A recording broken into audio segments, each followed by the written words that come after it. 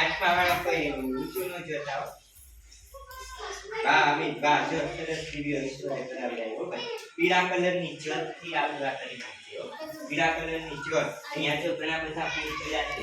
પીળા કલરની જતથી દીવડો કરવાનો અને આજુબાજુમાં તમારો કચરો વારંવાર સાફ કરતો જવાનો. બીજા ટુકડી વાળા મદદગાર વાળા હોય એ લોકો આજુબાજુનો કચરો બધાએ સાફ કરતો જવાનો વારંવાર. હા ભાઈ આજુબાજુનો કચરો સાફ કરશો